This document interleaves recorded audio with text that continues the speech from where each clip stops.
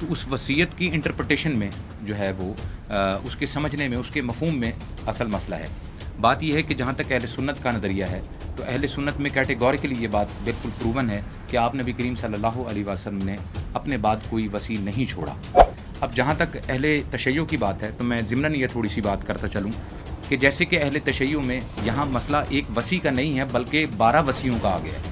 ٹھیک ہے، وہ ایک وصی تک محدود نہیں رہے، انہوں نے کہا کہ 12 وصی آئے ہیں، ٹھیک ہے، اور وہ سارے کے سارے منصوص من اللہ اور مفترض الطاعہ ہیں۔ ٹھیک ہے، نہ صرف منصوص من اللہ ہیں بلکہ وہ مفترض الطاعہ ہیں کہ جتنی بھی روایتیں خاص طور پر وصی سے متعلق آ رہی ہیں یا یہ کذابوں سے بھری ہوئی ہیں یا یہ مجہولوں سے بھری ہوئی ہیں یا فاسد المذہب جو روات ہیں اور فاسد الروایت، یہ 4 راویان کے گرد یہ روایتیں گھومتی ہیں۔ وہ راوی اٹھا کر آپ وہ موضوع جو متفقن علیہ ہے، جس میں تمام سنی شیعہ مسلمان اس بات پر اتفاق رکھتے ہیں کہ رسول خدا کے 12 جانشین ہیں، بھلی آپ اسے منصوص من اللہ نہیں مانتے، ہم منصوص من اللہ مانتے ہیں، ہم اسے ثابت بھی کرتے ہیں، اور رسول خدا کی زبانی یہ بیان بھی ہو جاتا ہے کہ رسول خدا یہ فرماتے ہیں کہ انا سید الانبیاء و علی سید الاوصیاء ان اوصیاء من بعدی 12 اولہم علی و آخرہم القائم المہدی۔ اس روایت کو ڈاکٹر طاہر القادری نے توثیقات کے ساتھ بیان کیا ہوا ہے اسی خلفاء اثنا عشر کتاب میں۔ مجھے لگتا ہے یہ کتاب وہ پڑھ کر نہیں آئے۔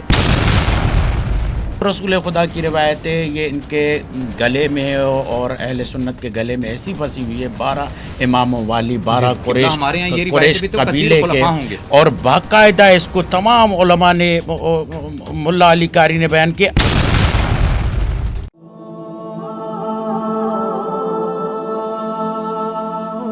نحمده ونصلي ونسلم على رسوله الكريم، اما بعد فاعوذ بالله من الشيطان الرجيم، بسم الله الرحمن الرحيم، اللهم صل على محمد وعلى ال محمد ولا حول ولا قوة الا بالله العلی العظیم۔ ناظرین سامعین، آپ کا میزبان جنید الرحمن حاضر خدمت ہے۔ ناظرین سامعین، آپ کے لیے میں آج ایک اہم موضوع لے کے آیا ہوں جو تاریخ اسلام کا اہم ترین موضوع ہے۔ یہ اہم ترین اس لیے ہے چونکہ مکتبہ اہل سنت اور مکتبہ اہل تشیع کے درمیان ایک بہت بڑا اختلاف ہے، اور وہ اختلاف جو ہے ابھی تک ہمیں نظر آتا ہے وہ حل نہیں ہوا۔ لیکن ہمارے چینل جنید رحمان آفیشیل کی ذمہ داری ہے کہ عوام تک اہل سنت اور اہل تشیع دونوں موقف پیش کیا جائے اور عوام الناس کے آگے رکھا جائے، اور جو چیز قرآن و سنت سے قریب ہے اور جو چیز حق پر جانے پہ اس پر عمل کیا جائے۔ یہ کام عوام الناس کا ہے کہ وہ ہمارے پوڈ کاسٹ کو دیکھنے کے بعد مزید تحقیق کریں، انویسٹیگیٹ کریں، اور تاریخ اسلام کی اندر جو چیزیں موجود ہیں ان موتیوں کو نکالیں، ان مشکل اعراب عبارتوں کو نکالیں اور حق کو جانیں۔ تو اس حوالے سے جو آج کا ہمارا موضوع ہے اس کی میں اناؤنسمنٹ اپنے چینل پر کر بھی چکا ہوں کہ وصی رسول کون ہے۔ اہل سنت اور اہل تشیع کے مابین یہ اختلاف ہے کہ رسول اللہ صلی اللہ علیہ وآلہ وسلم کا وصی تھا، اور اہل تشیع اس وصی کے معاملے میں اپنا اصولی اختلاف رکھتے ہیں اہل سنت سے۔ اہل سنت والجماعت کہتے ہیں کہ رسول اللہ نے اپنا کسی کو وصی نہیں بنایا تھا، اور اس امت کو جو ہے وہ اصحاب رسول پر یعنی نیک لوگوں پر چھوڑ دیا تھا، اور اصحاب کرام کے اجماع سے جو خلفۂ راشدین ہیں انہیں سلیکٹ کر لیا امت نے، اور یہی سلسلہ آگے چلا، اور اور اس سلسلے میں ان کے پاس شواہد موجود ہیں۔ اب اہل تشیع یہ کہتے ہیں کہ یہ کس طرح یہ پاسبل ہے کہ اللہ کے رسول صلی اللہ علیہ وآلہ وسلم مسلمانوں کو وصیت کے احکامات سنا رہے ہوں اور قرآن مجید میں وصیت کے احکامات موجود ہوں، اس کے باوجود اس امت کو ہادی کے بغیر چھوڑ کے چلے گئے۔ تو اس حوالے سے ہم نے ایک اہم پوڈ کاسٹ منعقد کی ہے، اور اس میں ہم نے جن شخصیات کو دعوت دی ہیں وہ کسی تعارف کے محتاج نہیں ہیں۔ میں سب سے پہلے تعارف کراتا چلوں، ہمارے ایک اہل سنت اسکالر ہیں جو شیخ الاسلام ڈاکٹر طاہر القادری صاحب کے براہ راست شاگرد ہیں، اور شیخ وجاد حسین حنفی کے براہ راست شاگرد ہیں۔ علم رجال، اصول تفسیر اور تاریخ اسلام پر گہری نظر رکھتے ہیں. ہمارے لائیو سیشنز کی ہمیشہ زینت بنتے آئے ہیں اور آج فرسٹ ٹائم ہمارے ساتھ پوڈ کاسٹ کر رہے ہیں. میں تعارف کراتا چلوں، علامہ قبلہ شیخ قوسین وفا الحنفی. السلام علیکم. وعلیکم السلام ورحمۃ اللہ. قبلہ خیریت سے آپ؟ جی الحمدللہ. جنید بھائی آپ سنائیں ٹھیک ہیں، خیریت سے ہیں؟ الحمدللہ. اچھا، اس کے برابر میں ہماری ایک اور علمی شخصیت جو ہمارے پروگرام کی ہمیشہ زینت بنتے آئے ہیں، آپ کے اور ہمارے ہر دل عزیز مکتبہ اہل تشیع، مکتبہ اہل فقہ جعفریہ سے تعلق رکھنے والے ایک نامور عالم دین، ہر دل عزیز قبلہ علامہ دلشاد علی مہدوی صاحب. السلام علیکم. علیکم السلام ورحمۃ اللہ وبرکاتہ. خیریت سے ہیں؟ الحمدللہ، دعائیں آپ کی. اچھا قبلہ، میں سب سے پہلے قوسین وفا صاحب کی طرف جانا چاہوں گا. قوسین صاحب، پروگرام کا چونکہ شارٹ فارمیٹ ہے تو ہمیں آپ نے اپنا ایک موقف دینا ہے، علامہ صاحب اپنا موقف دیں گے.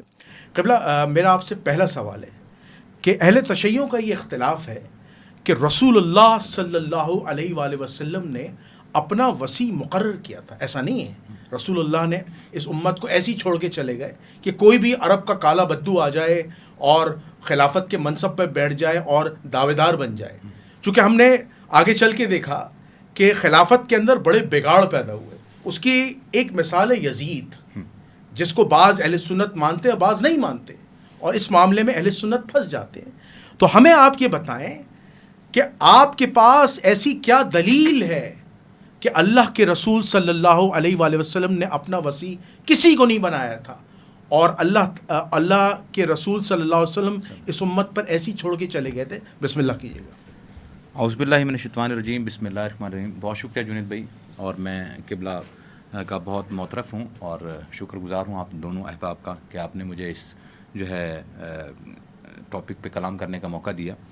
عرض یہ ہے کہ جہاں تک جیسے آپ نے ذکر کیا نا کہ اہل سنت میں نبی کریم صلی اللہ علیہ وسلم نے باقاعدہ طور پر ایک وصی جو ہے وہ ایک چھوڑا اور اس کے بعد جو ہے وہ اہل تشیع کا ایک نیریٹو وہاں سے شروع ہوتا ہے کہ اس وصیت کو جو ہے وہ بالائے طاق رکھا گیا اور حضرت ابوبکر صدیق، حضرت عمر فاروق اور حضرت عمر رضی اللہ تعالیٰ عنہ، تو ان کی جو خلافت ہے اس کو جو ہے وہ خلفاء نے یعنی کہ صحابہ کے اجماع سے وہ امت کے خلیفہ بنے، جبکہ وصیت موجود تھی. تو اس وصیت کی انٹرپریٹیشن میں جو ہے وہ اس کے سمجھنے میں، اس کے مفہوم میں اصل مسئلہ ہے. بات یہ ہے کہ جہاں تک اہل سنت کا نظریہ ہے تو اہل سنت میں کیٹیگوریکلی یہ بات بالکل پروون ہے کہ آپ نبی کریم صلی اللہ علیہ وسلم نے اپنے بعد کوئی وصی نہیں چھوڑا. اب جہاں تک اہل تشیع کی بات ہے تو میں ضمناً یہ تھوڑی سی بات کرتا چلوں کہ جیسے کہ اہل تشیع میں یہاں مسئلہ ایک وصی کا نہیں ہے بلکہ 12 وصیوں کا آ گیا ہے. ٹھیک ہے، وہ ایک وصی تک محدود نہیں رہے. انہوں نے کہا کہ 12 وصی آئے ہیں. ٹھیک ہے، اور وہ سارے کے سارے منصوص من اللہ اور مفترض الطاعہ ہیں. ٹھیک ہے، نہ صرف منصوص من اللہ ہیں بلکہ وہ مفترض الطاعہ ہیں. اب اس حوالے سے اگر قبلہ چاہیں تو میں صرف ضمناً جی چند احادیث ذکر کرنے لگا ہوں. جی اور مکتب تشیع سے ٹھیک ہے، ان کے ہم احوال اس کا حال دیکھتے ہیں. ٹھیک ہے، اور اس کے بعد پھر ہم دیکھیں گے، حالانکہ احادیث بہت ساری ہیں تو یہ آلموسٹ میرے پاس جو ہے نا وہ تمام احادیث میں نے ان پہ خود کام کیا ہوا ہے اور میرے پاس وہ موجود ہے. تو میں جلدی کچھ چیزیں آپ کو بتا رہا ہوں. جی چونکہ وقت بالکل یہ پہلی روایت آتی ہے عیون اخبار رضا میں. اب میں اس کی سند اس کے متن کو نہیں کروں گا کیونکہ میں نے متن آپ کو بتا دیا کہ 12 وصیوں کا ایک پورا نیریٹو ہے کہ ایک وصی نہیں، معاملہ 12 وصیوں تک آیا ہے. ٹھیک ہے. اب اس معاملے میں جو احادیث آئی ہیں اس میں ایک حدیث میں آپ کو بیان کر دیتا ہوں کہ رسول اکرم صلی اللہ علیہ وسلم نے فرمایا میرے بعد 12 ائمہ ہیں، ان میں پہلے علی بن ابی طالب اور آخری قائم ہے، اور میرے بعد میرے خلفاء، میرے وصی، میرے اولیاء اور میری امت پر اللہ کی حجتیں یہ ہیں، اور ان کا اقرار کرنے والا مومن ہے اور ان کا انکار کرنے والا کافر ہے. اور یہ معاملہ کفر کی حد تک چلا گیا. اب اس روایت کی حیثیت کیا ہے؟ یاد رکھیے گا کہ جتنی بھی روایتیں خاص طور پر وصی سے متعلق آ رہی ہیں یا یہ کذابوں سے بھری ہوئی ہیں یا یہ مجہولوں سے بھری ہوئی ہیں یا فاسد المذہب جو روات ہیں اور فاسد الروایت، یہ 4 راویان کے گرد یہ روایتیں گھومتی ہیں. یہ کس کتاب سے دیا؟ یہ عیون اخبار الرضا سے میں نے یہ روایت بتائی ہے. اب اس میں جو راویان کے حال ہیں وہ سنیے گا. اس میں پہلا راوی ہے الحسن بن علی بن ابی حمزہ البطائنی. یہ مشہور کذاب ہے اور اس کو خود جو تشیع علماء ہیں انہوں نے کذاب لکھا ہوا ہے. اب میں چونکہ اس کی ڈیٹیل اگر پڑھوں گا تو اس میں ٹائم نکل جائے گا. صرف ایک میں بتا دیتا ہوں. حسن بن علی فضال نے کہا کہ میں اللہ سے شرم کرتا ہوں کہ میں حسن بن علی سے روایت کروں. علامہ کشی نے کہا کہ محمد بن مسعود نے بیان کیا کہ میں نے علی بن حسن فضال سے علی بن حمزہ کے بتائینی کے بارے میں پوچھا تو انہوں نے کہا وہ جھوٹا اور ملعون ہے. جھوٹا اور ملعون ہے. یہ روایت بیان کرتا ہے اپنے والد سے. یہ غالی بھی ہے, یعنی کہ غالی ہوگا, فاسد المذہب ہوگا, فاسد الروایہ ہوگا, مجہول اور کذاب, انہی کے گرد یہ روایتیں گھوم رہی ہیں. دوسری روایت جو ہے, اچھا اسی روایت کا دوسرا راوی ہے جو ان کے والد ہیں, اور وہ امام رضا علیہ الصلوۃ والسلام کی امامت کا کھلا انکار کرنے والا ہے. اور خود علماء تشیع نے لکھا ہے کہ یہ امام رضا علیہ الصلوۃ والسلام کے 40,000, بعض نے لکھا 70,000 درہم لے کر, یعنی اس نے غصب بھی کی ہیں, اور اس کو بھی ملعون اور قرار دیا گیا. دوسری روایت ہے غیبت نعمانی میں. اس کے راویان کا حال یہ ہے کہ اس میں مفضل بن عمر ہے, اور مفضل بن عمر پیسے لے کر ائمہ علیہ الصلوۃ والسلام پر جھوٹی روایات کو گھڑتا تھا. اب میرے پاس اتنا ٹائم نہیں ہے کہ میں اس کی ڈیٹیل دے سکوں. اچھا, یہ مفضل بن عمر کا حال ہے, اور مفضل بن عمر کے اوپر صحیح سند سے روایتیں ائمہ اہل بیت اطہار علیہ السلام سے مشہور ہیں کہ ائمہ نے اسے کافر اور مشرک کہا ہے. ٹھیک ہے. تیسری روایت جو آتی ہے, اللہ آپ کا بھلا کرے, یہ روایت آتی ہے, اور یہ امام کتاب کا نام بتائیے گا. جی میں بتانے لگا ہوں. اور یہ امام کو یہ کہتا تھا زمینی خدا جو ہے وہ امام ہوتا ہے. تیسری پھر کتاب آتی ہے غیبت نعمانی. اس کے اندر جو راوی ہے یہ پھر وہی آ گیا علی بن ابی حمزہ البتائینی. اس کا حال میں نے آپ کو بتا دیا کہ یہ اور اس کا وارث دونوں کذاب ہے. چوتھی روایت ہے کمال الدین و تمام النعمہ سے. یہ روایت بھی موضوع ہے. اس کے اندر زیدی المذہب راوی جارودی ہیں, اور ایک راوی اس کا نام ہے, میں نام بتا دیتا ہوں, احمد بن محمد بن سعید ابن عقدہ. اس کے بعد حسین بن القاسم بن ایوب, یہ مجہول ہے. حسین بن محمد بن سما, یہ واقفی المذہب ہے. اور وہیب بن حفص الجریری, یہ واقفی المذہب ہے. تو جیسے میں نے ذکر کیا کہ یہ راوی جو ہے وہ فاسد المذہب, فاسد الروایہ اور غالی اور کذاب قسم کے روات ہیں, جنہوں نے یہ پورا ایک نیریٹو گھڑا ہے. ہم اس کو یہ کہتے ہیں, یعنی رسول اللہ صلی اللہ علیہ وسلم کے بعد باقاعدہ طور پر مفترض الطاعہ امام کون ہے, اصل میں اسی پر جھگڑا ہے. ٹھیک ہے. اگر آپ مکتب زیدیہ کی طرف جائیں گے تو مکتب زیدیہ کہتا ہے کہ 3 ائمہ جو مفترض الطاعہ ہیں. اگر آپ مکتب اسماعیلیہ کی طرف جائیں گے, اب یہ تمام جو ہے وہ اہل تشیع ہی کی آف شوٹ ہیں. ٹھیک ہے. اسماعیلی کہتے ہیں 6 امام جو ہیں مفترض الطاعہ ہیں. اسی طریقے سے جب ہم اہل تشیع کی طرف جاتے ہیں تو یہ کہتے ہیں 12 امام جو ہیں مفترض الطاعہ. جبکہ امام جعفر صادق علیہ الصلوۃ والسلام خود فرماتے ہیں کہ جب آپ سے پوچھا گیا کہ آپ میں کوئی مفترض الطاعہ امام ہوتا ہے, تو امام نے کیٹیگوریکلی اس کا انکار کیا کہ نہیں, ہم میں مفترض الطاعہ امام نہیں ہوتا. اور آپ نے فرمایا میں یہ نہیں کہتا. تو اب سوال یہ پیدا ہوتا ہے کہ جب خود ائمہ اہل بیت اطہار علیہ السلام اس بات کا انکار کر رہے تھے, اور وہ یہ کہہ رہے تھے کہ ہم میں مفترض الطاعہ کا یہ جو کانسیپٹ ہے یہ اس طریقے سے نہیں ہے, تو پھر اس کے باوجود اس چیز کو اتنا لنگر آن کیا گیا. اور آخری بات میں کر کے قبلہ کی طرف جائیں گے کہ آپ نے پوچھا نبی کریم صلی اللہ علیہ وسلم کی طرف سے کہ رسول اللہ صلی اللہ علیہ وسلم نے جو ہے اپنے بعد وصیت فرمائی تھی. اب میں اپنی طرف سے بات نہیں کروں گا, یہ مولا علی علیہ الصلوۃ والسلام ہی کی جانب سے, یعنی مولا علی علیہ الصلوۃ والسلام سے روایت ہے, اور روایت بہت مشہور ہے جس میں نبی کریم صلی اللہ علیہ وسلم نے فرمایا, میں اس کے جملے پڑھ دیتا ہوں. جی جی. یہ روایت کس کتاب سے؟ یہ اس کو خطیب بغدادی لے کر آئے ہیں ابن عساکر میں, اور اس کے بے شمار مزید جو ہے نا وہ طریق بھی ہیں. یہ روایت صحیح ہے؟ یہ روایت بالکل صحیح سند ہے, اور اگر روایت صحیح سند نہیں ہوگی, اس کے روات میں کوئی مسئلہ ہوگا, تو اس کے ذمہ دار میں خود ہوں گا, میں یعنی ان کو بیان کروں گا. اس میں نبی کریم صلی اللہ علیہ وسلم نے فرمایا, لوگوں نے نبی کریم صلی اللہ علیہ وسلم سے عرض کیا, اے اللہ کے رسول, آپ ہمارے لیے اپنا جانشین مقرر فرما دیجئے جسے ہم جانتے ہوں, اور اپنے معاملات اس کی طرف رجوع کریں, کیونکہ ہمیں معلوم نہیں کہ آپ کے بعد کیا ہوگا. تو آپ صلی اللہ علیہ وسلم نے فرمایا, اب یہ بہت اہم بات ہے, آپ صلی اللہ علیہ وسلم نے فرمایا, اگر میں تم پر کسی شخص کو حکمران بناؤں اور پھر وہ تمہیں اللہ کی اطاعت کا حکم دے اور تم اس کی نافرمانی کرو, تو اس کی نافرمانی میری نافرمانی ہوگی, اور میری نافرمانی اللہ عز و جل کی نافرمانی ہوگی. اور اگر وہ تمہیں اللہ کی نافرمانی کا حکم دے, اب یہ بڑا اہم نقطہ ہے یہ, اور اگر وہ تمہیں اللہ کی نافرمانی کا حکم دے اور تم اس کی اطاعت کرو, تو قیامت کے دن تم میرے خلاف میرے پاس حجت لے کر آؤ گے, یعنی تمہارے پاس ایک دلیل ہوگی. تو اس وجہ سے, اور ایون کہ یہ جو روایت ہے یہ شیعہ مصدر میں بھی موجود ہے. اس کو قمی نے بھی ذکر کیا ہے, یہ تاریخی مصادر میں بھی موجود ہے, اس کو تاریخ الخلفاء میں امام جلال الدین سیوطی بھی لے کر آئے ہیں. یعنی یہ کوئی ایسی روایت نہیں ہے کہ جس کو ہم یہ کہہ دیں کہ ہم جانتے نہیں. جی جی. آپ کی بات کا جو خلاصہ ہے وہ یہ ہے کہ اللہ کے رسول صلی اللہ علیہ وآلہ وسلم نے کسی کو اپنا جانشین نہیں بنایا. ایگزیکٹلی. اور 12 جانشین رسول والی جو حدیث ہے, 12 اماموں والی حدیث ہے, وہ آپ بتا رہے ہیں شیعہ مصادر کے اندر اس میں جو روایات کر رہے ہیں راویان, وہ کذاب اور جھوٹے اور فاسد المذہب ہیں. روایت ثابت نہیں ہے. بالکل. اچھا, علامہ صاحب کی طرف میں آؤں گا.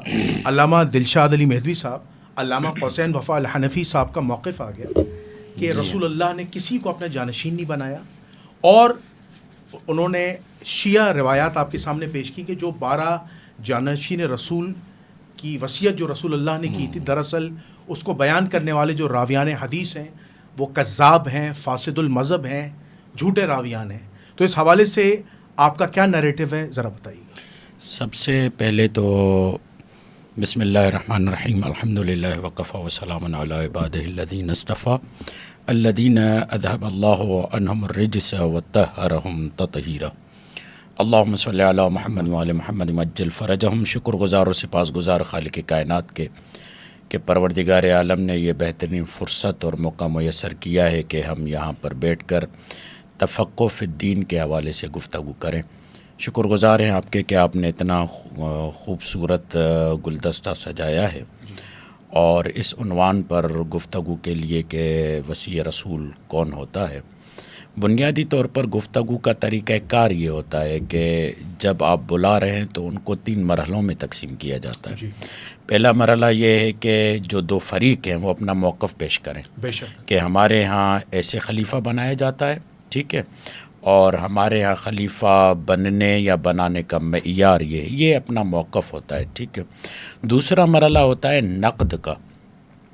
جب آپ نقد کر رہے ہوتے ہیں تو اس نقد کے لیے پہلے یہ بات پیش کی جاتی ہے کہ میں نقد کروں گا مگر میں نے آپ کی ان کتابوں کا مطالعہ کیا ہوا ہے. ایسے تو نہیں ہے کہ پرندے کی طرح 2-4 روایتیں اٹھا کر اس کو چن کر اور سامنے پیش کر دینا اور فوری طور پر آپ تہاجمی سلسلے کو جاری کریں. یہ درست طریقہ کار نہیں ہے، یہ مناسب رویہ نہیں ہے. آپ اپنا موقف بیان کریں. ہمارے ہاں آپ نے یہ جملہ کہا، ہمارے ہاں خلیفہ چننے کا کوئی بھی طریقہ کار، یعنی ہمارے ہاں رسول خدا نے یہ کہا کہ میرے بعد کوئی بھی خلیفہ نہیں ہوتا. اب آتے ہیں تشیع کے موقف کی طرف کہ آیا تشیع کی طرف یہ جو کہا جاتا ہے کہ بعد رسول صلی اللہ علیہ وآلہ وسلم خلیفے کا عنوان ہے یا نہیں ہے. قرآن مجید کی طرف جاتے ہیں. قرآن مجید کیا کہتا ہے؟ آیا قرآن مجید اس بات پر تبصرہ کرتا ہے اتنے اہم موضوع پر کہ آیا خلیفہ چنا جاتا ہے یا اللہ کی طرف سے بنایا جاتا ہے. ان تمام جب آپ متن قرآن کو یا بطن قرآن کو یا فہم قرآن کو سمجھنے کی کوشش کریں گے تو سر فہرست آپ کے سامنے یہ آیت آتی ہے، وعد اللہ الذین آمنوا منکم وعملوا الصالحات لَيَسْتَخْلِفَنَّهُمْ فِي الْأَرْضِ كَمَا اسْتَخْلَفَ الَّذِينَ مِنْ قَبْلِهِمْ. اللہ یہ کہہ رہا ہے کہ ہم ہی خلیفہ بنائیں گے جیسے پہلے خلیفہ بنائے گئے. یہ سنت پروردگار ہے کہ جیسے پروردگار عالم نے کہا انی جاعلک للناس اماما یا انی جاعل فی الارض خلیفہ، وہ بھی ایک خلافت ہے، یہ بھی ایک خلافت ہے. حضرت داود کے لیے خلافت کا اعلان ہوا، حضرت ہارون کے لیے خلافت کا اعلان ہوا. تو قرآن کی سیرت، قرآن کی سنت جو خدا کی سنت اور سیرت جو قرآن سے معلوم ہوتی ہے وہ یہی معلوم ہوتی ہے کہ پروردگار عالم کبھی بھی بغیر خلیفہ کے، بغیر وصی کے نبی کو جانے نہیں دیتا. کیوں؟ اس لیے کہ آپ دیکھیں جب پروردگار عالم یہ کہتا ہے کہ جب انسان یہاں سے جائے، سورہ صف میں بھی یہ ہے کہ تم کیوں کسی کو وہ کہتے ہو جس پر خود عمل نہیں کرتے، بلکہ تمہیں چاہیے کہ جس پر تم خود عمل کر رہے ہو وہ دوسروں کو کہو. اب قرآن یہ کہتا ہے کتب علیکم اذا حضر احدکم الموت ان ترک خیرا الوصیۃ للوالدین. قرآن یہ کہہ رہا ہے کہ جب اس دنیا سے جاؤ تو وصیت کر کے جاؤ. یہ کیسے ممکن ہے کہ رسول خدا اس دنیا سے جائے اور وصیت کر کے نہ جائے؟ میں موٹا جواب دوں گا اور زیادہ میں ان حوالوں اور رجالی بحثوں میں جائے بغیر، کیونکہ قبلہ تو فی الفور رجالی بحثوں میں چلے گئے اور وہاں پر یہ گفتگو کی. انہوں نے کہا یہ جو 12 اماموں والی جو بات ہے نا وہ گڑی ہوئی بات ہے، جبکہ یہ صحیح مسلم صحیح بخاری میں ہے کہ رسول خدا یہ جملہ فرماتے ہیں کہ میرے بعد 12 خلیفہ ہوں گے جو قریش میں سے ہوں گے. ٹھیک ہے، اب رسول خدا یہ کہہ رہے ہیں کہ میرے بعد 12 خلیفہ ہوں گے جو قریش میں سے ہوں گے. اب ان کی مشکل کیا ہے؟ مشکل یہ ہے کہ یہ 12 کا عدد پورا کر نہیں پا رہے. ہاں مشکل یہ ہے. حالانکہ مسلم میں بھی یہ صحیح بخاری میں بھی روایت موجود ہے, صحیح مسلم میں بھی یہ روایت موجود ہے, اور کوئی بھی اسی بنیاد پر علماء اہل سنت نے 12 اماموں کو موضوع بنا کر کتابیں لکھی ہیں. آپ کے جدید عصر کے جو عالم ڈاکٹر علامہ طاہر القادری ہے, ذرا جائیے انہوں نے کس بنیاد پر یہ کتاب لکھی خلفائے اثنا عشر, اس کی تعبیر کرتے ہیں, اس کی وہ تعویل کرتے ہیں کہ یہ وہ 12 خلیفہ ہیں جو باطنی طور پر رسول خدا کے قریب ہیں. ابھی نشست ہو رہی تھی جس میں یہ ہم بات کر رہے تھے کہ ولایت کے معنی کیا ہے, جی جس میں آغا صاحب نے مجھ سے پوچھا کہ بتائیے ولایت کے معنی کیا ہے, تو اس میں ہم نے بتایا کہ ولایت کے 5 معنی ہیں. انما ولیکم اللہ والرسول والذین آمنوا الذین یقیمون الصلاۃ ویؤتون الزکاۃ وهم راکعون. اور اس پر علماء سنی شیعہ سب متفق ہیں کہ مولا کائنات کی فضیلت میں یہ آیت. وہاں پر جب طاہر القادری یہ کتاب لکھتے ہیں خلفائے اثنا عشر تو کہتے ہیں ظاہری خلافت میں نہیں کہتا, باطنی خلافت میں, یعنی باطنی قرب کے حساب سے جو ہستیاں رسول خدا کے قریب ہیں وہ یہ 12 ہستیاں ہیں. یعنی معلوم یہ ہوا کہ 12 کا عدد 12 ائمہ موضوع بحث سنی علماء کے درمیان رہا ہے. شاہ عبدالعزیز محدث دہلوی جب تحفہ اثنا عشری لکھتے ہیں تو 12 اماموں کا ذکر کرتے ہیں, ٹھیک ہے. ابن جوزی جب کتاب لکھتے ہیں 12 اماموں پر لکھتے ہیں. ینابی المودع لکھتے ہیں 12 اماموں پر لکھتے ہیں. سوائے کے محرکہ لکھتے ہیں 12 امام. ولو آپ کا نظریہ ہے کہ یہ منصوص من اللہ نہیں ہے, مگر اللہ نے ان کی کرامت, ان کی عظمت, ان کے مقام کو اتنا رفیع و بلند کیا ہے کہ کوئی بھی فرد ان سے منہ موڑ ہی نہیں سکتا.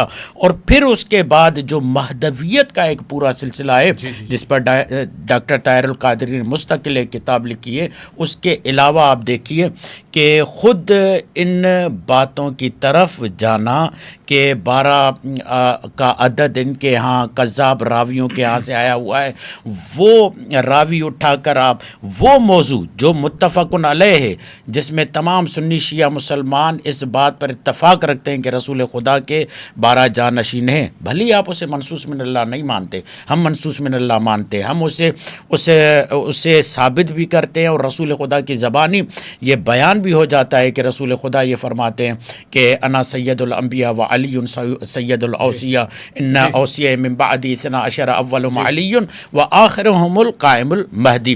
اس روایت کو ڈاکٹر طاہر القادری نے توثیقات کے ساتھ بیان کیا ہوا ہے اسی خلفائے اثنا عشر کتاب میں. مجھے لگتا ہے یہ کتاب وہ پڑھ کر نہیں آئے, اگر وہ کتاب پڑھتے تو خود انہیں معلوم ہو جاتا کہ کس احسن انداز سے انہوں نے خلفائے اثنا عشر کا ذکر کیا ہوا, کہ کس طریقے سے 12 خلفاء کا ذکر کیا ہوا ہے.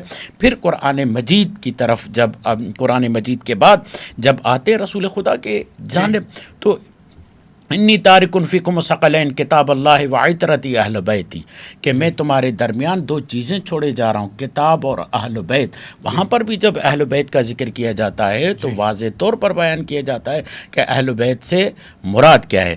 تو عزیزان محترم, میرا موقف یہ ہے, اور پھر میں ان سے پوچھوں گا, یہ بات ضرور ہونی چاہیے کہ اگر آپ کسی کے کلامی مبحث پر گفتگو کرتے ہیں تو آپ نے ان کی کلامی کون سی کتابیں پڑھی ہوئی ہیں, اول سے آخر تک, آیا آپ نے اس کو تفصیل وار پڑھا ہوا ہے, یا ایسے ہی جسے کہتے ہیں کہ نیند سے اٹھے, آنکھوں کو بھیچا اور 2-4 روایتیں لی اور اس پر سقم اور یہ روایت ضعیف ہے, یہ یوں ہے, یہ یوں ہے. اور پہلے آپ اس میں ان کے شیعہ اکابرین کا بھی موقف دیکھیں وہ کیا کہتے ہیں ان روایتوں کے.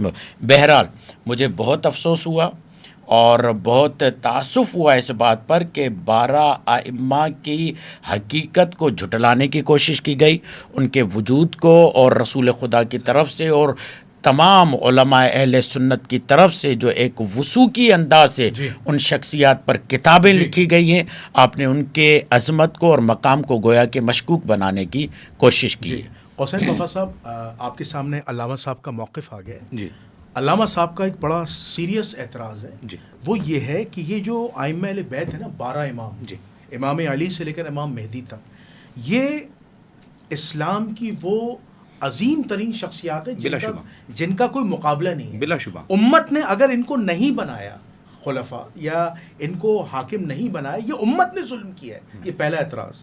دوسری بات یہ ہے کہ دوسرا ان کا یہ اعتراض یہ ہے کہ اگر آپ رسول اللہ بغیر وصیت کے کسی کو خلیفہ نہیں بنایا, چھوڑ کے چلے گئے, تو پھر آپ یزید کو بھی مانیں. چونکہ ابن حجر اسقلانی تو مانتا ہے یزید کو, پھر آپ مانیں. اور پھر تیسرا اعتراض کہ انہوں نے یہ کہا کہ آپ کے یہاں خلیفہ بنانے کا کوئی معیار نہیں ہے. آپ قرآن سے معیار تو پیش کریں. ان کے یہاں معیار ہے نبوت والا, کہ جس طرح اللہ نے انبیاء کی امامت کا ذکر قرآن میں کیا ہے, اور ہر نبی نے آنے والے نبی کی خوشخبری بھی دی اور ان کی امامت کا اور ان کی وارث ہونے کا تذکرہ کیا, بلکہ مانگا دعاؤں میں. تو اس حوالے سے ان اعتراضات کے آپ جواب دیجیے. جی بہت شکریہ جنید بھائی, اور بہت شکریہ قبلہ صاحب, آپ نے جو ہے وہ بڑی جو ہے وضاحت کے ساتھ چیزوں کو رکھا. اب اس میں بہت سارے سوالات چونکہ مکس ہو گئے ہیں, میں کوشش کروں گا کہ جو ہے نا ایک ایک کر کے انہوں نے کہا موقف دینا ہے. جی میں موقف کی طرف ہی آ رہا ہوں. قبلہ نے پہلی بات, جیسے کہ ہمارا جو اصل مدعا تھا, یا جو اصل میں نے جو چیز رکھی تھی, وہ یہ تھی مفترض الطاعہ امام. جی, ایک باقاعدہ طور پر ایک ایسا امام جو رسول اللہ صلی اللہ علیہ وسلم کی طرح ہی مفترض الطاعہ ہو. جی, یہ ایک پورا میں نے یہاں سے اپنی ایک بیس بنائی تھی. جی, ایسا نہیں ہے کہ ہم ان کی امامت بشکل ولایت اور ولایت, جیسے کہ ابھی قبلہ نے خود عرض کیا, اور میں نے سوال بھی قبلہ سے اسی لیے کیا تھا کہ ہم ولایت کو آپ ولایت کے منکر نہیں, میں ولایت کا منکر نہیں ہوں, بالکل مانتے ہیں. آپ 12 اماموں کو مانتے ہیں؟ بالکل مانتے ہیں. ہاں, اب اختلاف کیا ہے؟ اختلاف, ہاں بالکل, اسی لیے میں نے قبلہ سے شروع میں یہ سوال کیا کہ آپ ولایت سے مراد کیا لیتے ہیں, تو قبلہ نے اس کی وضاحت فرمائی. آپ ولایت سے مراد کیا؟ ہم ان کو ولایت سے مراد مودت, محبت اور جو ہے نا وہ قرب, بات سمجھ رہے ہیں, زمینی خلیفہ نہیں لیتے. ہاں, زمینی خلیفہ, حاکم وقت نہیں لیتے. اس کی وجہ یہ ہے کہ گراؤنڈ ریئلٹیز اس کے بالکل خلاف ہیں. اب میں چیزیں اس کے ذکر کرنے لگا. جی. پہلی بات تو میں نے کی تھی مفترض الطاعہ امام پر. خود امام جعفر صادق علیہ الصلوۃ والسلام سے کافی میں اور دیگر جگہ پر صحیح روایات موجود ہیں, جس میں امام کے پاس باقاعدہ لوگ آئے اور آ کے سوال کیا کہ کیا آپ میں کوئی مفترض الطاعہ امام ہوتا ہے, تو امام نے منع فرمایا. امام نے فرمایا میں نہیں جانتا, اور فرمایا میں نہیں کہتا. میں ایسی روایتوں کی طرف ایک جملہ کہہ دوں. ایسی روایتیں معمول برتقیہ ہیں, اور یہ آپ کو معلوم ہے کہ معمول برتقیہ کا مطلب کیا ہوتا ہے, جبکہ یہ نص قرآن کے خلاف ہے. کیوں؟ جب آتے ہیں سورہ نساء کی طرف تو کیا ہے, یا ایھا الذین آمنوا اطیعوا اللہ و اطیعوا الرسول و اولی الامر منکم. اسی کے ذیل میں جب رسول خدا ابن عباس سوال کرتے ہیں یا رسول اللہ کون ہے جو آپ کے ہوتے ہوئے ہم پر واجب مفروض الطاعہ ہے, جس کی طرف یہ اشارہ بھی کر رہے ہیں, تو رسول خدا نے 12 خلفاء کا جو ہماری کتابوں میں صحیح سند روایات اور سلسلوں کے ساتھ بیان کیا گیا ہے. میں ذکر کر رہا ہوں. اب جیسے کہ قبلہ نے ذکر کیا نا, اب اس کے اندر پھر کئی اشکالات ہیں. میں اسی لیے پہلے اپنا ایک پورا ایک نیریٹو میں بیان کرنے لگا. پہلی بات میں نے کی تھی مفترض الطاعہ امام, اس کے اوپر امام جعفر صادق علیہ الصلوۃ والسلام کا واضح فرمان موجود ہے کہ میں یہ نہیں کہتا. یہاں تک کہ خود امام زین العابدین علیہ الصلوۃ والسلام کے جو بیٹے ہیں اور امام زید, قبلہ نے فرمایا کہ ایسا ہو ہی نہیں سکتا کہ رسول اللہ وصیت کر کے جائیں. اب اگر آپ پوری تاریخ کو کھنگال لیں, وصیت نہ کر کے جائیں, وصیت نہ کر کے جائیں, آپ پوری تاریخ کو کھنگال کے دیکھ لیں, پوری تاریخ کو. مولا علی علیہ الصلوۃ والسلام نے جس وقت آپ کو ضربت لگی, اور ضربت سے پہلے بھی ہمارے پاس صحیح روایات موجود ہیں کہ جس میں مولا علی سے باقاعدہ طور پر پوچھا گیا کہ آپ اپنے بعد جو ہے وہ کسی کو وصی نامزد فرما دیں, تو مولا نے فرمایا میں نہیں فرماؤں گا, اور میں تمہیں اسی حالت پر چھوڑوں گا جس پر رسول اللہ نے چھوڑا, اسی حالت پر چھوڑوں گا. ٹھیک ہے. اور مولا علی علیہ الصلوۃ والسلام نے کسی کو نامزد نہیں کیا. خود امام حسن علیہ الصلوۃ والسلام کی جو یہ کہاں سے بیان کر رہے ہیں آپ کے مولا کائنات نے اپنے بعد کسی کو نامزد نہیں کیا؟ میں یہ روایت یہاں پر میرے پاس امام شیخ صدوق علیہ رحمہ کی میں قبلہ اپنے مصدر سے روایت دے رہا ہوں. جی بیان المستدرک سے دے رہے ہیں. جی میں روایت دے رہا ہوں. وہ میرے لیے قابل قبول تھوڑی ہے, وہ آپ کے لیے قابل قبول ہے نا. آپ اسی لیے ایک اور بھی یہاں پر جملہ ہوگا, اگر آپ آگے بڑھاتے ہیں کیونکہ وقت بہت قلیل ہے. آپ کہیں بھی یہ نہیں دکھا سکتے کہ مثلا میں یہ دکھا سکتا ہوں کہ رسول خدا نے یہ کہا ہے کہ میرے بعد علی 12 امام خلیفہ ہیں. آپ یہ نہیں دکھا سکتے کہ رسول نے کہا ہو کہ فلاں فلاں میرے بعد خلیفہ ہے, کیونکہ آپ کی مبنا ہی یہی ہے. جب یہ بات ہے کہ رسول رسول خدا جس بات پر آپ یہ بات کر رہے ہیں یہ تو کتب تشیع کے ہاں بالکل سری مخالفت ہے اس کی. میں قبلہ اپنا موقف پیش جی آپ اپنا موقف ٹھیک ہے. آپ نے کہا کہ جی ٹھیک میں نے کہا کیونکہ تاثر یہ جا رہا تھا گویا کہ شاید آپ کہہ رہے ہیں. ہاں میں اس وقت شیعہ مصادر کی بات نہیں کر رہا. جی بات یہ ہوئی کہ کیا مولا علی علیہ الصلوۃ والسلام نے امام حسن علیہ الصلوۃ والسلام کو اپنے بعد اپنا جانشین مقرر کیا تو نہیں کیا. اب یہ روایت ایک نہیں, ہمارے پاس سینکڑوں روایات ہیں. اب صرف میں جو ہے نا وہ برکت کے لیے ایک روایت دے رہا ہوں, اور یہ مستدرک حاکم کی روایت ہے 4467. اس میں واضح طور پر مولا علی علیہ الصلوۃ والسلام نے فرمایا, ابو وائل سے ہی روایت ہے, حضرت علی ابن ابی طالب سے کہا گیا کہ آپ ہمارے لیے اپنا جانشین مقرر کیوں نہیں فرماتے؟ آپ نے جواب میں فرمایا, جب رسول اللہ صلی اللہ علیہ وسلم نے کسی کو اپنا جانشین نامزد نہیں کیا تو میں اپنا خلیفہ کیسے نامزد کر سکتا ہوں؟ مولا نے بھی نہیں کیا. ایون کہ اگر آپ خطبہ نہج البلاغہ جو مولا علی علیہ الصلوۃ والسلام کا جو خط ہے جو کہ آپ نے معاویہ کو لکھا تھا, اس میں واضح طور پر جیسے کہ قبلہ نے کہا نا کہ وہ کون سا ایسا پیرامیٹر ہے, کون سا ایسا طریقہ کار ہے, خلیفہ کیسے نامزد ہوتا ہے, وہ پیرامیٹر خود مولا علی نے بتایا. کیا ہے وہ پیرامیٹر؟ وہ پیرامیٹر یہ ہے, مولا علی فرماتے ہیں کہ جو شورا کا اختیار ہے یہ مہاجرین اور انصار کے پاس ہے, اور جب وہ جمع ہو جائیں کسی ایک واحد فرد پر اور وہ اسے امام ڈکلیئر کر دیں, وہاں لفظ امام ہے, مراد خلیفہ, ٹھیک ہے, وہ کسی ایک شخص کو اپنا خلیفہ ڈکلیئر کر دیں, کان للہ رضا, یہی اللہ کی رضا ہے. تو یہ تو نہج البلاغہ کا خطبہ ہے, اس کی صحیح سند ثابت ہے. بالکل, جو مولا علی, یعنی میں نے آپ کو بتایا نا کہ یہ دیگر مصادر میں بھی چیزیں ہیں. نہج البلاغہ کی کیا بات کر رہے ہیں کہ یہ میں آپ کو نہج البلاغہ کا خطبہ دکھا دیتا ہوں, جس میں مولا علی علیہ الصلوۃ والسلام نے, خطبہ نمبر بتائیے گا. جی خطبہ نمبر 6 ہے, جی یہ میں آپ کو دینے لگا ہوں. یہ خطبہ نمبر 6 ہے مولا علی علیہ الصلوۃ والسلام کا. اس کے وہ گولڈن ورڈز پڑھ دیجیے گا. جی میں آ رہا ہوں. میں اصل میں نا وہ کتاب صرف مجھے 2 منٹ دیں, میں نکال لوں. اس میں مولا علی علیہ الصلوۃ والسلام کا وہ خطبہ پڑھ دیتا ہوں, جس میں مولا علی علیہ الصلوۃ والسلام نے واضح طور پر, اگر آپ مجھے 2 منٹ دینا,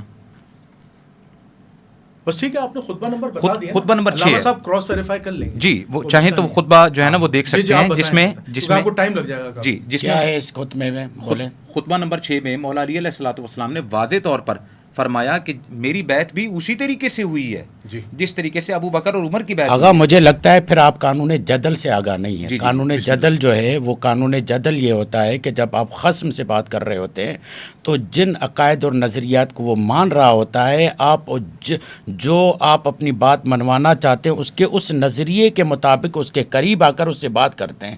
جناب امیر علیہ الصلوۃ والسلام معاویہ کو یہ کہہ رہے ہیں کہ تم میری خلافت کیوں نہیں مان رہے, جبکہ اسی سلسلے سے جس سلسلے سے ابو بکر عمر عثمان خلیفہ ہوئے ہیں اسی سلسلے سے میں خلیفہ ہوا ہوں. اس کا مطلب قطعی طور پر یہ نہیں ہے کہ مولا علی یہ کہہ رہے ہیں کہ میں اس سلسلے سے جو خلیفہ ہوا ہوں یہ صحیح سلسلہ ہے. نہیں, تم لوگوں نے جو رواج ڈالا تھا, تم لوگوں نے جو سنت ڈالی تھی, تم لوگوں نے جو یہ طریقہ ڈالا تھا کہ تمام جس کے بھی مسلمانوں کا اجماع مل کر جس کو اپنا خلیفہ مانے گا ہم اس کو خلیفہ مانیں گے. جب میں اسی طریقے سے خلیفہ بناؤں تو اب تم مجھے کیوں خلیفہ نہیں مان رہے؟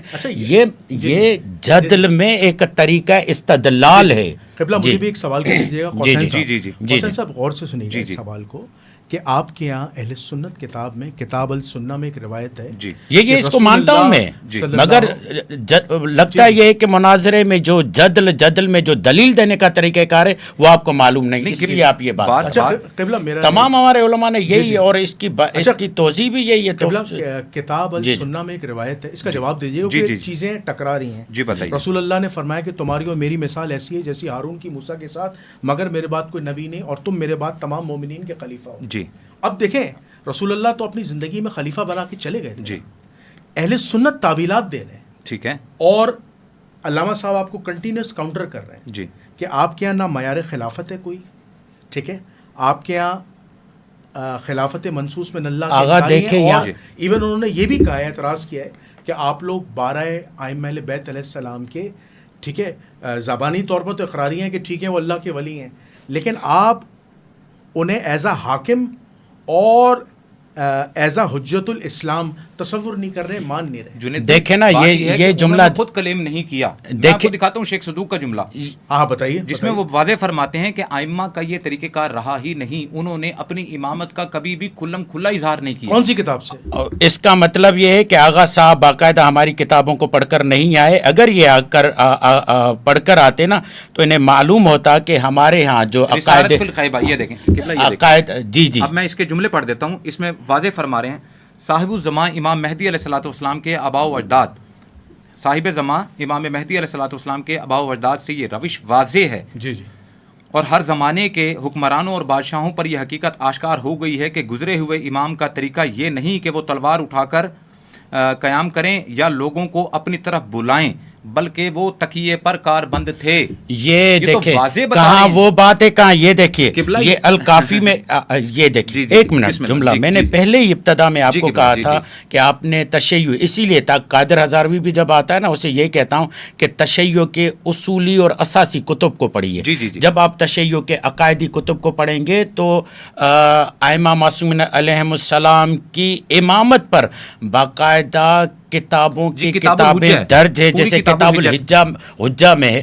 آپ کتاب الحجہ اگر پڑھے ہوئے ہوتے اور اس میں نص کے متعلق جو اشارات ہیں امام علی سے لے کر امام مہدی تک, کبھی بھی یہ بات نہ لے کر آتے. اور یہ کانٹینٹ الگ ہے, یہ جس کانٹینٹ میں بات کی جا رہی وہ الگ ہے.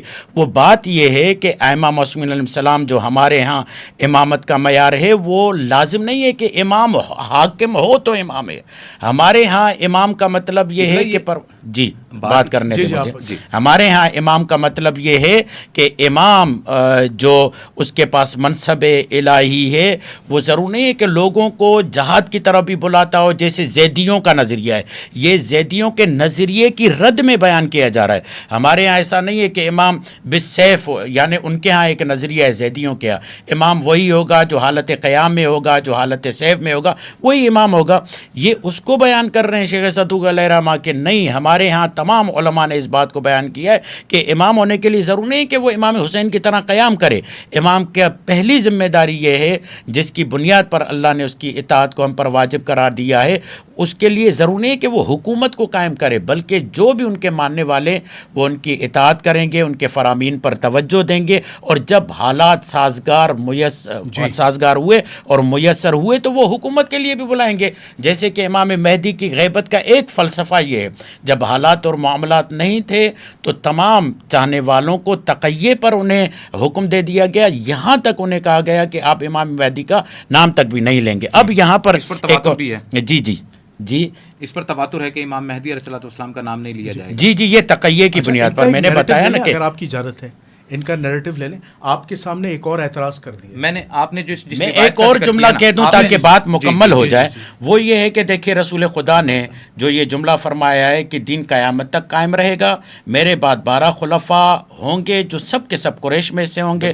صحیح بخاری, مسلم شریف, اللہ آپ کا بھلا کرے, تفسیر عثمانی اور ازالت الخفا, اور اس کے ساتھ ساتھ اس میں قبلہ ایک آخری جملہ ملا علی قاری یہ جملہ فرماتے ہیں مرکات المفاتی میں, شرح مشکات المصابی میں, کہ اگر وہ خلفاء جو عادل بھی ہوں, جو واقع جن کو دیکھ کر لگے کہ یہ رسول خدا کے خلفاء ہیں, اگر ان کو نہ مانا جائے تو ہم کبھی بھی کسی بھی خلفاء کو بطور نمونہ پیش ہی نہیں کر سکتے. بات یہ ہے قبلہ, ہماری جس بات پر شروع سے بحث چل رہی تھی وہ آج ابھی بھی وہیں پر بات اڑی ہوئی ہے. مفترض امام جو, اور مفترض امام باقاعدہ بلاتا ہے اطیعوا اللہ و اطیعوا الرسول و اولی الامر منکم, میں نے آپ کو بتایا ان میں سے اولی الامر منکم, جیسے کہ ذکر کیا گیا کہ اطیعوا اللہ و اطیعوا الرسول و اولی الامر منکم.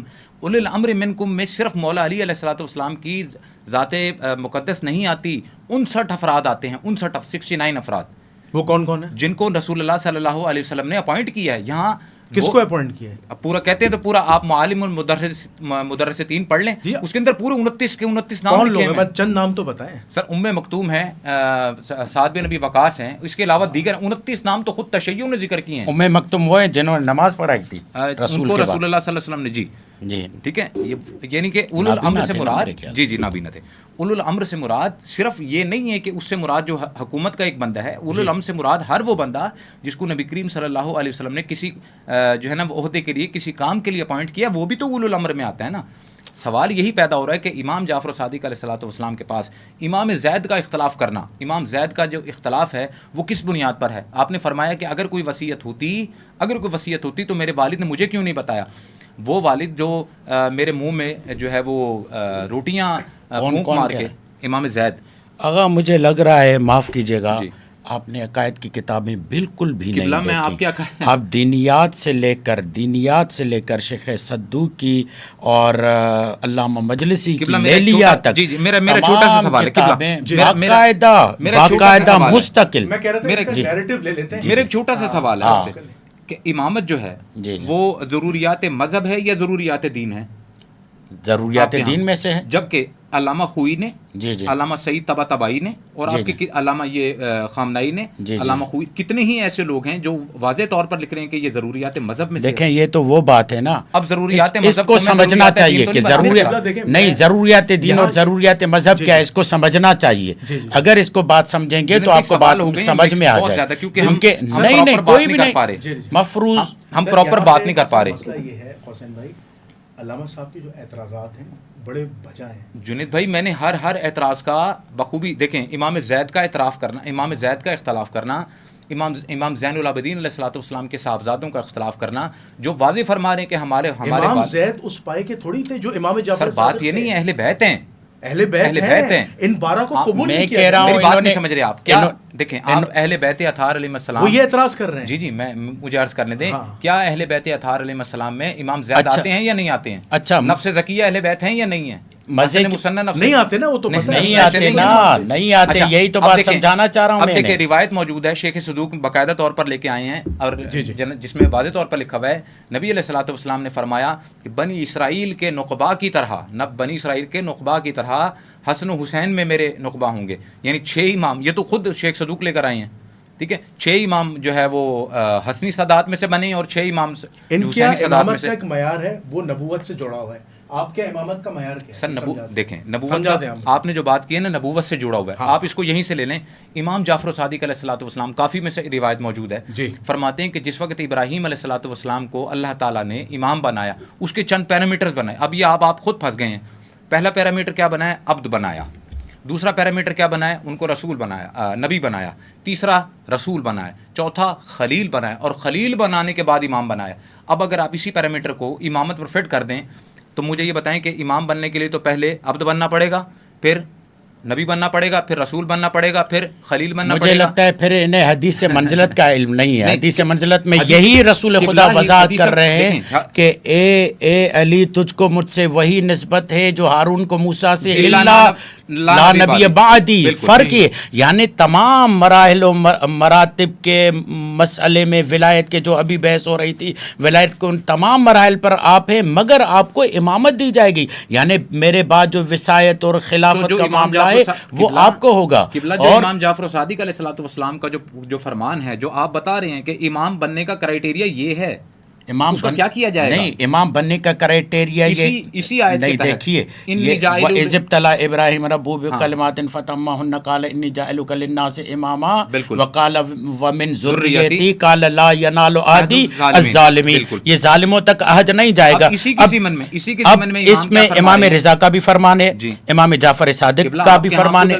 یہ اصول ہے کہ ایک امام کا فرمان ہے، ایسے ہے جیسے نبی صلی اللہ علیہ وسلم کا فرمان ہے۔ خود امام جعفر صادق فرما رہے ہیں کہ پہلے ابراہیم علیہ الصلوۃ والسلام کو عبد بنایا گیا۔ یہ درجے سمجھائے جا رہے ہیں نا، دیکھیں کیسے ایک انسان کیسے اعلیٰ و عرفہ درجے تک پہنچتا ہے، اور جب وہ اعلیٰ و عرفہ درجے تک پہنچتا ہے تو اسے عہدے دیے جاتے ہیں۔ میں نے پھر وہ گفتگو جو ہماری آپس میں ہوئی تھی، جملہ کہہ رہا ہوں، اور یہ واقعاً بہت ہی اساسی جملہ ہے کہ عہدہ ولایت کے پیچھے جاتا ہے، ولایت عہدے کے پیچھے نہیں جاتی، جس کی آپ کے سامنے حضرت موسیٰ اور حضرت خضر کی مثال آپ کے سامنے موجود ہے۔ اسی طریقے سے جناب مریم، جناب زکریا اور یحییٰ کی مثال آپ کے سامنے موجود ہے۔ تو کہنے کا مقصد یہ کہ امام جعفر صادق علیہ الصلوۃ والسلام یہ بتا رہے ہیں کہ جب عبودیت میں کن آتا ہے، جب عبودیت میں گہرائی آتی ہے، العبودیت جوہرۃ کن ہر ربوبیہ، تو اس میں ولایت بڑھتی جاتی ہے، اور اس ولایت کے تحت پروردگار عالم اسے عہدہ دیتا جاتا ہے۔ ٹھیک ہے، اب ضرور نہیں ہے کہ جیسے امامت دی جا رہی ہے تو ضروری ہے کہ اس کی نبوت کا بھی اعلان کیا جائے, رسالت کا بھی اعلان کیا جائے. فرما رہے ہیں کہ ابراہیم علیہ, دیکھیں امام آپ ابراہیم درجات بیان کر رہے ہیں. میں یہ کہہ رہا تھا اب آپ کنکلوڈ کر دیجیے گا اپنے نیریٹو کو تاکہ ہم اس پروگرام کے اینڈنگ پہ جائیں. جی آپ نیریٹو اپنا کمپلیٹ کر دیجیے. جنید بھائی بات یہ ہے کہ ظاہر ہے یہ کتنا وسیع اس پہ تو گھنٹوں بحث ہو سکتی ہے. اس کا خوبصورت طریقہ کار ان کا ایک فائنل نیریٹو لے لیں. ہمارے ہاں بڑا واضح ہے کہ خود مولا علی علیہ الصلوۃ والسلام اور فرزندان اہل بیت اطہار علیہ السلام سے بے شمار روایات بھری ہوئی ہیں, اور ان کا اپنا عمل یہ بتاتا ہے. امام یہاں تک کہ امام زید کا جیسے میں نے ذکر کیا, خود امام زین العابدین علیہ الصلوۃ والسلام کے جو فرزندان ہیں ان کا یہ نیریٹو, ان کا یہ جو ہے نا وہ بیان یہ بالکل واضح ہے. خود اہل تشیع میں اثنا عشری, وہ کیا واضح کیا ہے وہ سر واضح یہ ہے کہ امام زید جو ہیں ان کا اختلاف اس بات پر ہوا کہ آیا وصیت تھی یا نہیں تھی, آیا مفترض الطاع امام کوئی ہے یا نہیں ہے. تو امام نے فرمایا نہیں ہے, امام زید نے فرمایا نہیں ہے. اگر ہوتا تو مجھے نہ پتا ہوتا, میرے والد نے جو ہے یہ ہمارے تواتر والی روایتوں کے مقابلے میں ایک احاد درجے پر قبلہ فرمائیے. اسی طریقے سے جب امام زین العابدین کے جو بیٹے ہیں عمر اور حسین, ان دونوں سے پوچھا گیا کہ کیا آپ کے ہاں کوئی مفترض الطاع امام ہوتا ہے, تو فرمایا میرے والد نے جب یعنی دم دیا تو ہم ان کے پاس موجود تھے اور میرے والد نے کوئی وصیت نہیں کی. وصیت مولا علی نہیں کر رہے, وصیت امام زید نے نہیں کر رہے ہیں, وصیت جو ہے فرزندان ائمہ اہل بیت وہ بتا رہے ہیں کہ کوئی وصیت نہیں ہوئی. موقف بڑا کلیئر ہے کہ ہمارے ہاں جو خلافت کا جو معیار ہے اور جو پیرامیٹر ہے کہ کیا نبی کریم صلی اللہ علیہ وسلم کے بعد کوئی خلیفہ یا وصی نامزد ہوا یا کیا, تو ایسا نہیں ہے. آپ نے ایک روایت کا ذکر کیا تھا, قبلہ نے بھی اس کا ذکر کیا, جو حدیث منزلت کا, اور جس حدیث منزلت کا کی جس خاص پرٹیکولر روایت کا آپ نے ذکر کیا جو کتاب السنہ میں آئی ہے, اگر آپ کہیں تو اس کے اوپر ایک ڈیبیٹ کی جا سکتی ہے. میں نہیں ابھی اس وقت ٹائم میں صرف ضمناً عرض کرنے لگا ہوں کہ وہ جو روایت ہے وہ مسترب المتن ہے, اس کے متن میں علتیں ہیں. اگر آپ اس کی تمام یعنی کہ اس کیا کہتے ہیں طریق کو, اگر آپ تمام طریق کو جمع کر لیں گے, قبلہ میں جی اگر آپ اس کے تمام طریق کو جمع کر لیں گے تو آپ کے سامنے وہ علت واضح ہو جائے گی. اگر آپ کہتے ہیں, اگر آپ مجھے 5 منٹ دیں گے میں آپ کے سامنے وہ علت بھی بیان کروں گا. قبلہ انہوں نے کنکلوڈ کر دیا کہ رسول اللہ نے کسی کو وصی نہیں بنایا تھا, اور انہوں نے کہا کہ ہمارے یہاں امامت کا کوئی کانسیپٹ نہیں ہے اور ہم انہیں بطور ولی مانتے ہیں. آپ کنکلوڈنگ اگر پہلے مرحلے میں اگر یہ کہتے ہیں ہمارے یہاں امامت کا کوئی کانسیپٹ نہیں ہے تو یہ اپنے مکتب سے بھی آشنا نہیں ہے. مفترض الطاع ایک بات, کیونکہ کوئی بھی مکتب بغیر امامت کے آگے بڑھ ہی نہیں سکتا. مکتب ان کے ہاں بھی شاخص نظریہ ہے, ہمارے ہاں بھی شاخص نظریہ ہے, امامت کے بغیر کوئی مکتب آگے نہیں بڑھ سکتا. اب ایک بات, دوسری بات, یہ جو رسول خدا کی روایت ہے یہ ان کے گلے میں اور اہل سنت کے گلے میں ایسی پھنسی ہوئی ہے, 12 اماموں والی, 12 قریش قبیلے کے, اور باقاعدہ اس کو تمام علماء نے, ملا علی قاری نے بیان کیا. اب ایک شرح محاسن ترمذی جو جامع ترمذی کی شرح ہے, اس میں مفتی عطا الرحمن ملتانی شرح میں بیان کرتے ہوئے لکھتے ہیں کہ اگر سنی حضرات کوشش بھی کرتے ہیں تو وہ 12 امام کون سے بناتے ہیں, وہ 12 خلیفہ کون سے بناتے ہیں, جس میں ان کے لیے مشکل ہو جاتی ہے اور وہ اپنی وہ تعداد مکمل نہیں کر پاتے. ان میں ایسے بھی لوگ ہیں جو فاسق و فاجر, یہاں تک کہ امام حسین کے مقابلے میں آنے والے قاتل بھی ہیں, جیسے یزید ابن معاویہ کا نام آ جاتا ہے, ہشام ابن عبد الملک کا نام آ جاتا ہے, مروان کا نام آ جاتا ہے. پھر اس کے بعد یہ کہتا ہے کہ اگر ہم شیعوں کے کہے ہوئے 12 اماموں پر نگاہ کرتے ہیں تو یہ سمجھ میں آتا ہے یہی وہ عادل اور برحق ہستیاں ہیں کہ جو واقعاً رسول خدا کے نائب بننے کی اہل ہیں. اور اس کے بعد امام مہدی علیہ الصلوۃ والسلام پر تو کوئی کلام ہی نہیں, کوئی گفتگو نہیں. الحمدللہ سب امام مہدی علیہ الصلوۃ والسلام پر موجود اور متفق ہیں. اور یہیں پر یہ جملہ کہتے ہوئے بس بات کو وائنڈ اپ کرتے ہیں اور ختم کرتے ہیں, گرچہ انہوں نے اس بات کا بھی کوئی بھی جواب نہیں دیا کہ ان کے علماء نے 12 اماموں پر جو کتابیں لکھی ہیں ان کو انہوں نے مخدوش بنانے کی کوشش کی. ایسا نہیں ہے, ایسا نہیں ہے, یہ تو ظاہر ہے وقت کے دامن میں معاملات کیے, تو اسی کے حساب سے آپ کو اعتراض اور سوال اٹھانا چاہیے تھا. قبلہ صاحب بھی بار بار یہی کہہ رہے تھے آپ اپنا موقف پیش کریں, ہم اپنا موقف پیش کرتے ہیں. بہت ہی اچھے سے گفتگو ہو جاتی ہے, آپ اپنا موقف پیش کرتے, ہم اپنا موقف پیش کرتے. نہ آپ ہماری کتابوں میں نگاہ ڈالتے, نہ ہم آپ کی کتابوں میں نگاہ ڈالتے. 80 اصلی پیٹرن یہی تھا، جی، ٹھیک جی، ہے. مگر یہاں تک آنے کے بعد امام مہدی علیہ الصلوۃ والسلام کے لیے کوئی بھی یہ نہیں کہے گا کہ ہم امام مہدی کو اجماع سے امام بنائیں گے. کوئی بھی یہ نہیں کہہ سکتا. کیوں؟ حتیٰ کہ ڈاکٹر اسرار کئی دفعہ میں یہ حوالہ دے چکے انتظار کریں. کیوں بھائی انتظار کرو؟ کہا اس لیے کہ امام مہدی کو اللہ نے امام بنایا. تو ہم یہ کہتے ہیں جب 12ویں کو اللہ نے بنایا اور اس کا انتظار کر رہے ہیں تو پہلے کو کیسے بنایا تھا آپ نے؟ ہم تو اسی پر آ کر اتفاق ہو جاتے ہیں. اور پھر میں یہاں پر یہی کہتا ہوں دے رہا ہے درست ہے وما علینا الا البلاغ المبین. اچھا، میں بہت شکر گزار ہوں علامہ قوسین وفا الحنفی صاحب کا اور علامہ دلشاد علی مہدوی صاحب کا. بڑے خوبصورت انداز میں دونوں نے اپنا اپنا موقف پیش کیا. اہل سنت کا موقف قوسین صاحب نے پیش کیا، اہل تشیع کا موقف دلشاد مہدوی صاحب نے پیش کیا. پروگرام کا ٹائم ظاہر سی بات ہے مختصر ہے. یہ ایک ایسی مباحثہ ہے جس کے لیے 4 کیا 5 کیا 6 کیا 7 گھنٹے بھی بہت کم ہیں. لیکن بہرحال یہ اختلاف رہے گا اور بڑے خوبصورت انداز میں دونوں حضرات نے اپنا اپنا موقف پیش کیا. میں اس پروگرام کو اینڈ کرتا ہوں اس دعا کے ساتھ کہ اللہ تعالی ہمیں نبی کریم صلی اللہ علیہ وآلہ وسلم، ان کے برحق صحابہ اور اہل البیت کی سنتوں کو زندہ کرنے والا بنائے.